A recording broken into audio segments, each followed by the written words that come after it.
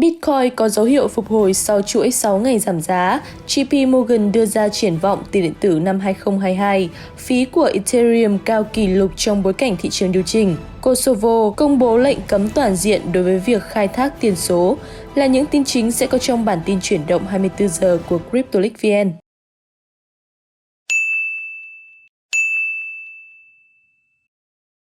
Giá Bitcoin đã tăng vào Chủ nhật sau khi trải qua chuỗi 6 ngày giảm và tránh được mức giảm xuống dưới mức tâm lý quan trọng là 40.000 đô la mà một số nhà phân tích tiền điện tử đã cảnh báo có thể kích hoạt một đợt bán tháo mạnh hơn. Tiền điện tử đã ở trên bờ vực của chuỗi giảm 7 ngày dài nhất kể từ năm 2018, nhưng giá đã quay đầu vào thứ Bảy, tạo ra một mức tăng nhỏ và duy trì trên một quỹ đạo đi lên kể từ đó. Giá đã không giảm xuống dưới 40.000 đô la kể từ tháng 9 năm 2021 và vượt xa mức cao nhất mọi thời đại gần 69.000 đô la đạt được vào tháng 11. Vì vậy, đã có suy đoán rằng mức giảm xuống dưới 40.000 đô la có thể thúc đẩy thời gian nghỉ việc sâu hơn. Công ty giao dịch tiền điện tử QCP Capital có trụ sở tại Singapore đã viết hôm Chủ nhật trên kênh Telegram của mình: nếu thị trường dựa trên các mức này, chúng tôi có thể đạt được mức siết ngắn mà chúng tôi đã kiên nhẫn chờ đợi. Năm 2022 đặc biệt khắc nghiệt với tiền điện tử lớn nhất vẫn giảm 9% cho đến nay. Thị trường đã náo động vào tuần trước khi công bố biên bản của Cục Dự trữ Liên bang báo hiệu rằng các quan chức tại Ngân hàng Trung ương Mỹ đang bắt đầu thảo luận về việc có nên thực hiện các bước mạnh mẽ hơn để giải quyết tỷ lệ lạm phát hiện đang ở mức cao nhất trong gần 4 thập kỷ hay không.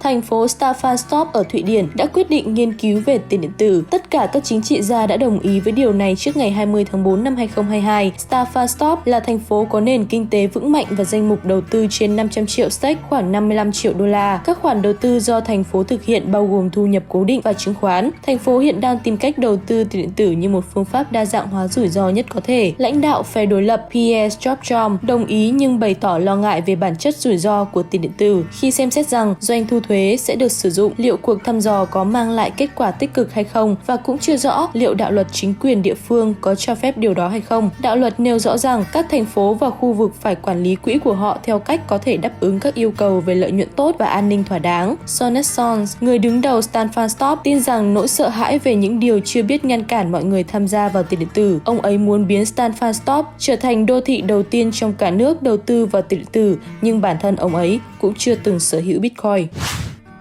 Nhà phân tích Kenneth Worthington của JP Morgan đã xuất bản một báo cáo về triển vọng năm 2022 đối với thị trường tiền điện tử vào thứ Sáu. Báo cáo viết, các ứng dụng từ tiền điện tử chỉ mới bắt đầu, Web 3.0 và việc sử dụng NFT nhiều hơn đang nằm trong tầm ngắm cho năm 2022. Nhà phân tích cho biết JP Morgan nhận thấy token hóa và phân đoạn với hứa hẹn đặc biệt lớn khi tốc độ giao dịch trong tiền điện tử trở nên cạnh tranh hơn với các mạng truyền thống. Nhà phân tích giải thích rằng sự phát triển của công nghệ tiền điện tử sẽ tiếp tục được thúc đẩy bởi sự mở rộng của Layer 1 cùng với sự ra đời và tăng trưởng của Layer 2. Ông nói thêm rằng việc giới thiệu MERS và Layer 2.0 của Ethereum sẽ làm tăng tốc độ giao dịch và có thể cắt giảm đáng kể mức tiêu thụ năng lượng. Worthington cũng cho biết thêm rằng nếu năm 2021 là năm của các NFT thì năm 2022 có thể sẽ là năm của cầu nối blockchain, thúc đẩy khả năng tương tác cao hơn của các chuỗi khác nhau, hoặc là năm của mã thông báo tài chính.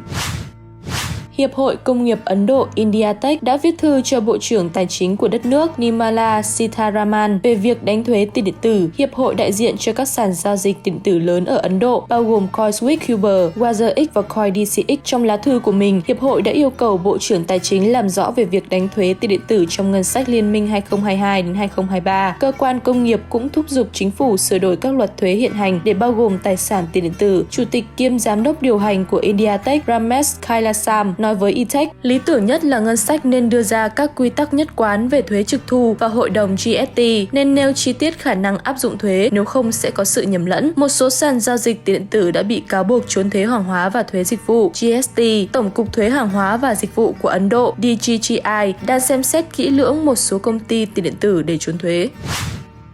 Mặc dù mất hơn một nửa giá trị đã đạt được kể từ tháng 9, phí của Ethereum đang cho thấy những con số kỷ lục với chỉ số tổng số phí phải trả đạt mức cao nhất trong một tháng. Giá trị các khoản phí được thanh toán trên thị trường đã đạt mức cao nhất vào tháng 12 và có khả năng phá kỷ lục của tháng trước nhiều hơn nữa. Sự gia tăng giá trị của các khoản phí phải trả rất có thể gắn liền với sự gia tăng đột ngột về mức độ phổ biến của ngành NFT. Trên thực tế, năm 2022 đã đánh bại kỷ lục giao dịch hàng ngày, năm 2021 là 240.000 đã đạt được hồi tháng tháng 9. Ngoài ra, cộng đồng NFT đã chứng kiến sự tăng đột biến về mức độ phổ biến đối với các dự án NFT của Trung Quốc. Mặc dù cấm crypto công nghiệp và khai thác khoáng sản, đất nước vẫn coi NFT bằng cách nào đó hợp pháp và thậm chí còn sẵn sàng để trình bày dự án metaverse riêng của mình với thế giới.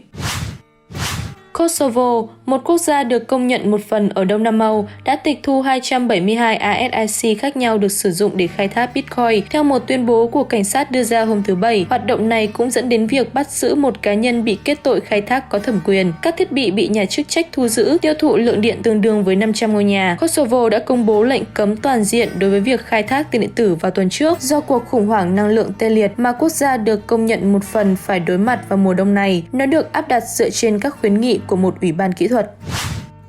Chương trình nghiên cứu đổi mới doanh nghiệp nhỏ SBIR của Bộ Giao thông Vận tải Hoa Kỳ đã công bố một loạt các lĩnh vực nghiên cứu được đề xuất trong tuần này, bao gồm một lĩnh vực đề xuất điều tra việc sử dụng mã thông báo tiền điện tử để khuyến khích các phương pháp tiếp cận cái mà nó gọi là phương thức sử dụng của người tiêu dùng. Thông tin này đã được đưa vào một thông báo trưng cầu trước được phát hành vào ngày 6 tháng 1. Theo tài liệu, khi nền kinh tế Hoa Kỳ nổi lên sau tác động của đại dịch COVID-19, chỗ đậu xe cho người tiêu dùng, công nhân và những người lái xe khác trở nên hạn chế. Một chiến lược mới sử dụng công nghệ blockchain sẽ cung cấp một cách tiếp cận năng động để khuyến khích các lựa chọn thay thế cho việc lái xe. Hơn nữa, việc sử dụng công nghệ blockchain có thể đảm bảo thông tin minh bạch theo thời gian thực và các ưu đãi cho khách du lịch, cung cấp quản lý phi tập trung an toàn đối với các mã thông báo và đảm bảo độ tin cậy của dữ liệu, đồng thời tạo điều kiện để DOT tiếp tục việc điều phối và mở rộng hệ thống tới nhiều cơ sở.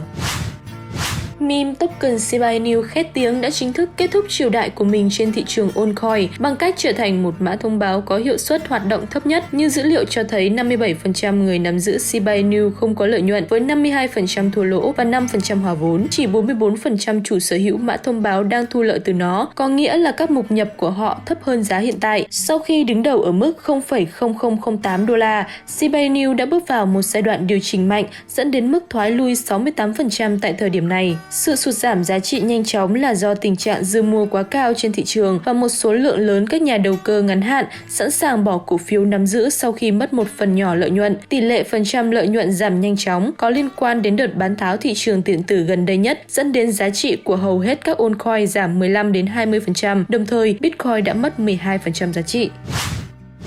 Sau đây là một số tin vắn đáng chú ý trong ngày. Vào ngày 9 tháng 1, người đồng sáng lập Polygon Network đã trả lời và tuyên bố: "Tôi cảm thấy rằng Solana có nhiều sức hút hơn Polygon, phổ biến hơn trong số những người tham gia Web 3 mới hơn vì họ bị ảnh hưởng bởi hoạt động tiếp thị tổ chức tuyệt vời của Hoa Kỳ."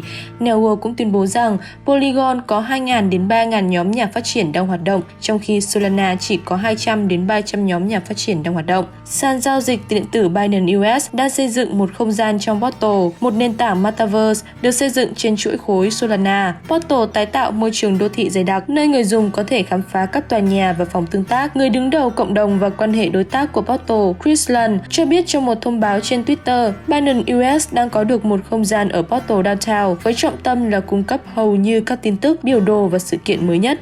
Bloomberg đã ước tính rằng giá trị dòng của giám đốc điều hành Binance Changpeng Zhao hiện đang ở mức đáng kinh ngạc 96 tỷ đô la. Điều này chính thức khiến ông trở thành người giàu nhất được biết đến trong lĩnh vực tiền điện tử. Tài sản của Zhao có thể còn lớn hơn vì rất ít thông tin về việc nắm giữ tiền điện tử của anh ấy. CEO Tesla Elon Musk vẫn là người giàu nhất thế giới sau một khoảng thời gian dài với tài sản dòng ước tính khoảng 263 tỷ USD.